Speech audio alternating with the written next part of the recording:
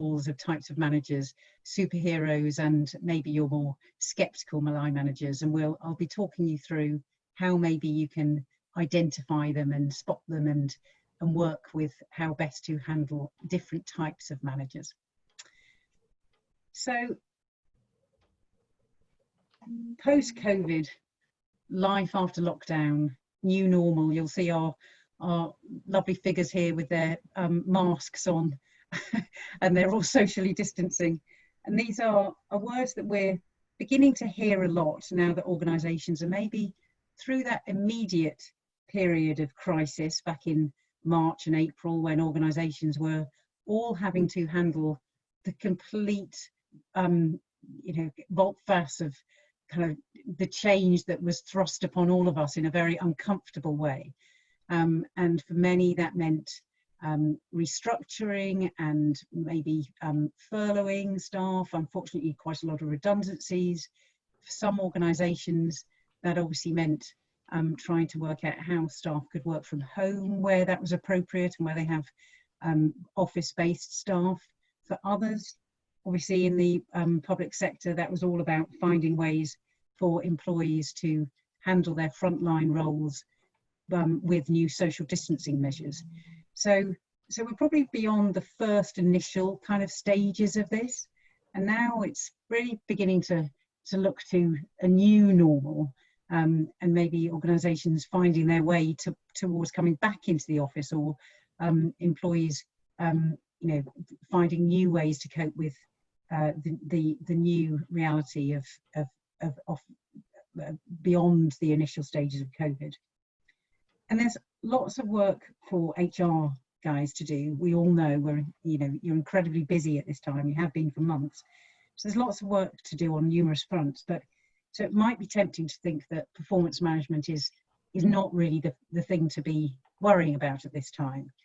And if I would say performance management in your organisation is a very traditional way of looking at performance management. It's all about 12-month objectives and maybe an annual performance review.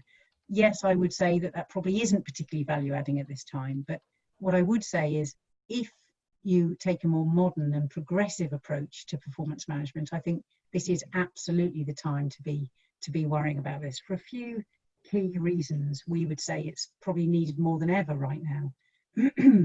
So taking these in turn. So obviously over the last few months, we've all had to handle changing organisational strategies, and every set of goals and probably organisational priorities have had to change. And it's all about the need to align and mobilise our people to deliver against those changing priorities in a very fast and fluid way. Sadly, we are in an economic downturn, and it's likely to continue for some time to come. And what that obviously means that we'll all be having to do more for less, maybe with reduced numbers of staff, or for some that will be about organisations having to supply greater frontline services given increased demand. Remote working, for those who maybe for some others think is the luxury of working from home, it looks like that is here to stay. So surveys are consistently showing that at least half of workers want to continue working from home in some capacity.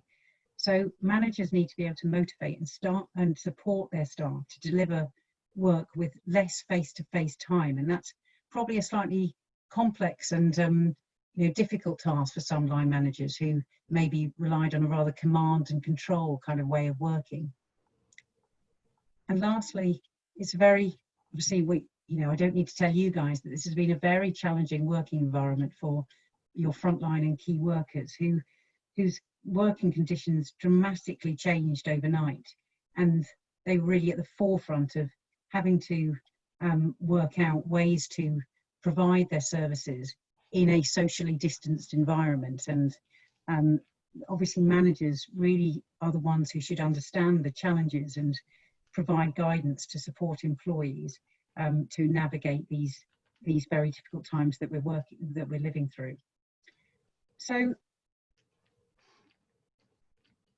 what we have found, though, is that many managers have been found really sadly lacking in this era, which is very challenging for employees. So we see here that 3 different statistics from a very recent Mind Gym research study that just came out last month, that 2/3 of workers say their manager has actually made things worse or had no impact on their performance during lockdown.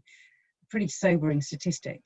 And 1 in 5 workers don't necessarily know what's going on in their wider team. They, you know, they don't feel connected beyond maybe their own individual work team.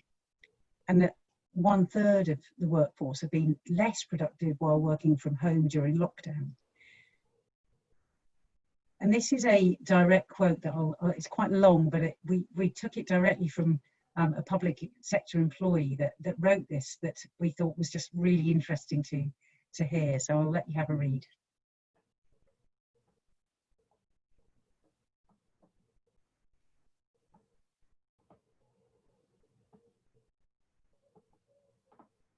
And this probably feels maybe sadly familiar to many of us. You know, these are really challenging times, and a lot of us have found these changes very challenging, and employees have felt very vulnerable. And managers clearly have a critical role to play in connecting their employees with organisational priorities at this time, and keeping them as confident as possible in these difficult moments, especially considering managers have such a critical role to play, because 58% of employees say poor management is the biggest thing getting in the way of their productivity. And for all the reasons I've said, you want them to be as productive as possible at a moment like this. So the point is that there are many things that managers can be doing at this time, and I want to spend a few minutes just talking about the 3 fundamental principles that we see of effective performance management, some of which may be slightly different to the traditional way of looking at performance management in the past. And it's your line managers who really hold the key to success for all 3 of these. So HR, you have a role to play, obviously, of setting the agenda, setting the process, but it's really only your line managers who can connect your employees on a very day-to-day and real level. So taking each one in turn. So firstly, line managers connect employees with organisational priorities. And there are 3 ingredients to objectives being effective, we would say, in the kind of modern and current working environment. Firstly, objectives need to be clearly aligned to strategic goals, and that mustn't be an afterthought. So your employees need to understand how they're contributing to the bigger picture, and the value that that their role brings every day to the organisation, and maybe to your your clients, in effect. Secondly, objectives need to be kept agile. So with plans constantly changing and evolving, as is the current situation, it's really important for objectives to stay agile, and they need, because things are changing course very quickly. And for that reason, we would thirdly say that goals should be kept quite near term. So the old style of 12-month goals just doesn't really fly anymore. We would suggest that maybe your line managers need to think about setting objectives that are only a maximum of maybe 1 to 4 months away at a time like this. And also that there needs to be a real acceptance of goals changing and being amended and updated and maybe deleted as things go on, and that's not a bad thing. That's actually exactly what's needed, so that goals are staying alive and staying agile with these moving times. Secondly, line managers have a critical role to play in giving frequent, in-the-moment feedback. So the second part of what we would see as effective performance management is this feedback. And line managers can make a huge difference here. So fair and accurate feedback can be seen to boost employee engagement by a huge 40% and increasing discretionary effort by up to 23%. You know, that extra bit that an employee is willing to give to their role and to their organisation.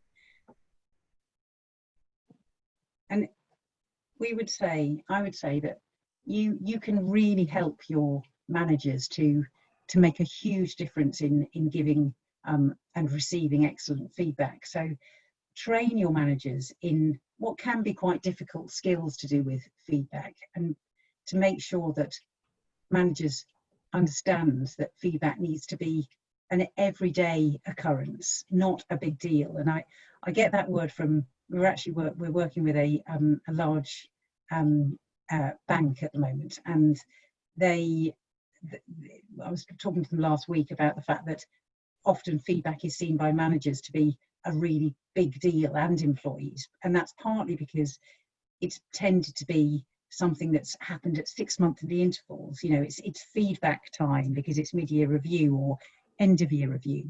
But actually what we know is that in order for feedback to be really at its best, it needs to be something that's just quite low key. It's kind of, you see something, you spot something, you see them doing a great job, or something that needs to be maybe redirected and challenged, and that needs to be talked about in the moment as soon as possible after the event, with feedback being very meaningful, clear and specific. You know, talking about what the outcome was of what somebody did, and explaining the results of their contribution and how it either positively or maybe negatively affected their work or people around them.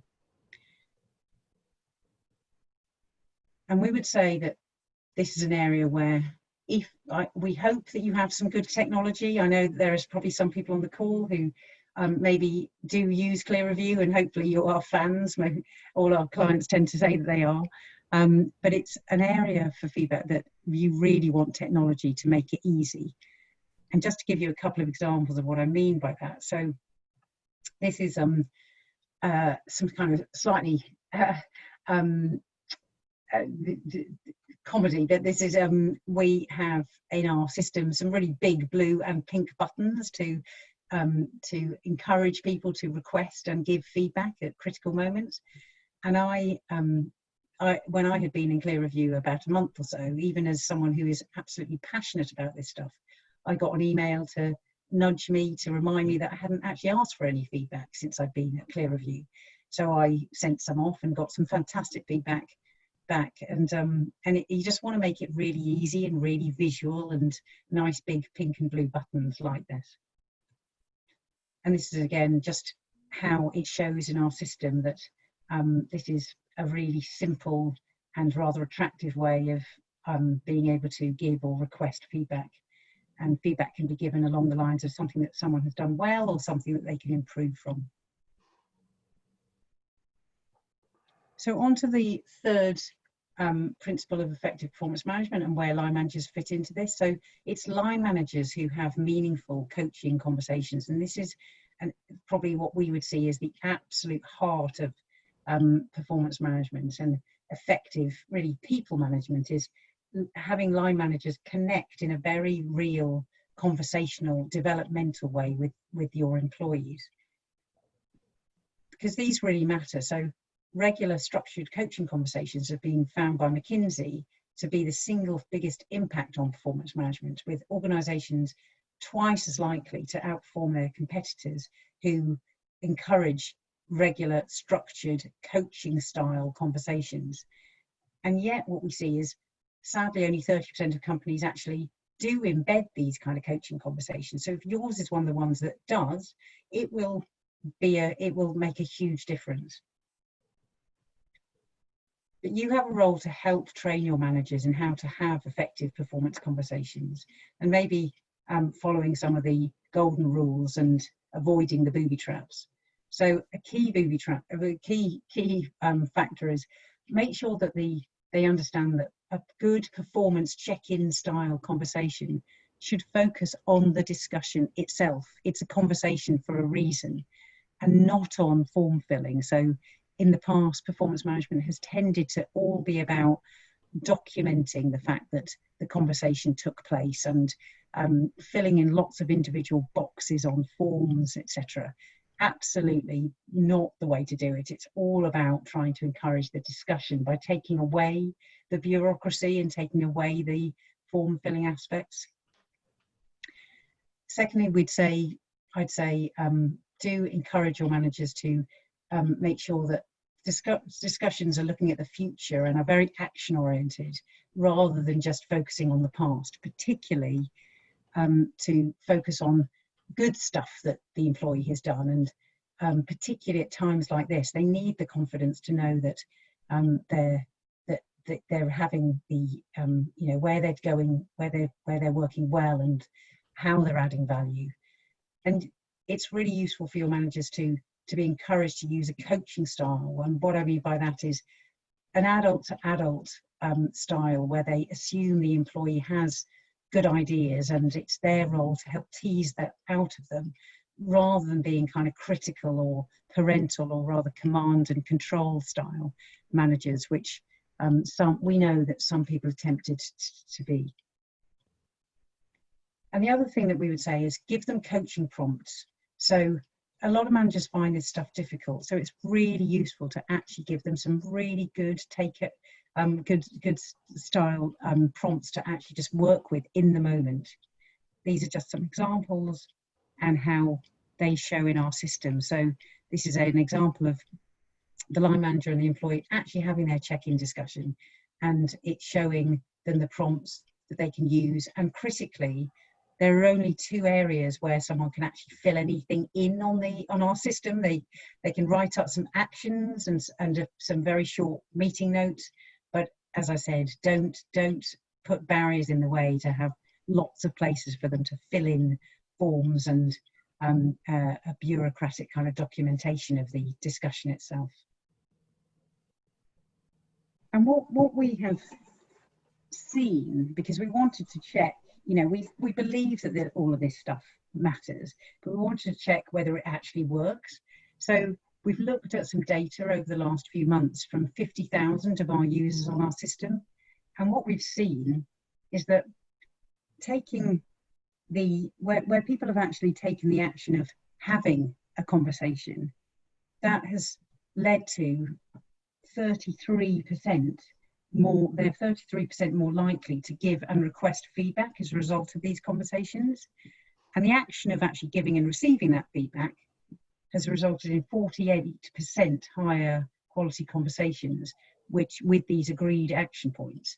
So what that proves is there's a real virtuous cycle effect between conversations and feedback that drives performance. So maybe use some of these stats to prove to your managers that this stuff really does matter and it's not fluffy. So on to your line managers. The thing is that you do have obviously a whole huge variety of different managers in your organisation, we would imagine. And if you look at a whole group of your managers, you can't tell on the surface which are the ones that are really helpful in this and which ones maybe need a bit of cajoling and a bit of pushing to do it right. So we would suggest that you maybe think a bit like a marketeer and segment your audience into maybe 3 different sort of stereotypes of kind of typical line managers, because you want to be able to spot them but also be able to work with them in an appropriate way. And I'm going to take you through over the next few slides 3 different tables of different types of characteristics of maybe different segmented line managers and how you can best handle them. Because you've got here our little figures of maybe your she's a very good line manager on the left hand side. She's trying to do it right, she's very studious, and she's maybe your majority, we would hope, of your kind of willing line managers, as opposed to your middle type of real, your superhero in her cape here, as opposed to your slightly comedy villainous skeptic on the right hand side. So let's take each of these in turn. So your performance management superhero, your enlightened advocate, how would you spot these, and I really hope you have some of these in your organisation, because they are absolutely fabulous and you really, really want to make the most of them. So they'll be probably getting on with managing their people with a collaborative management style. They really understand that is why they are successful. You know, this is intrinsic to the way that they operate, and they'll either be saying or kind of probably more likely to be thinking, just trust me, HR, trust me and empower me to get on with it. So the key words for them is release them, empower them, cross-fertilise their ideas and celebrate their successes to really allow others to learn from them. And your job, I would say, trust them to do it right. Don't constrain them with too many rules and processes and procedures, because allowing them to get on with it is probably the best thing you can do. But also to really try and understand their approach and their behaviour and explain that to others so that others can learn from these really good examples of great line managers.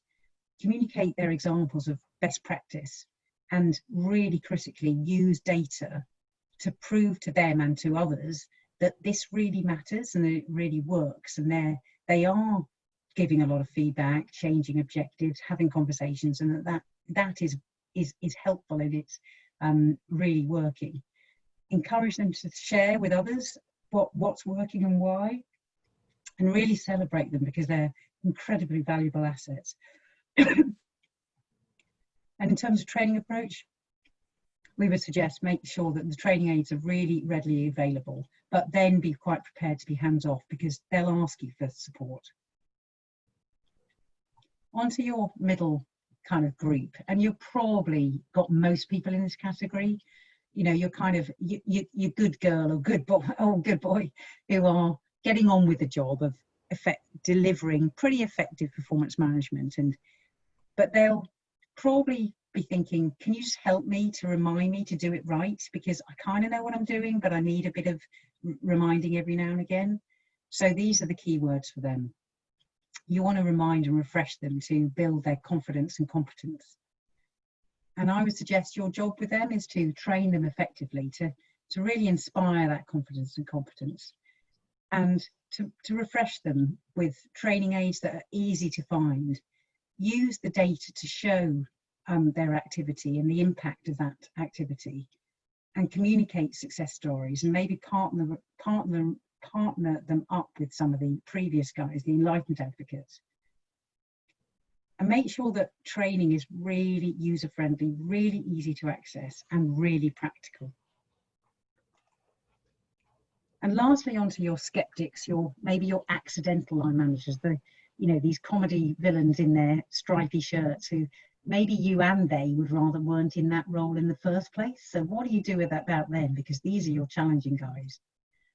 So they'll probably be a bit missing in action. They're not fully invested in effective performance management.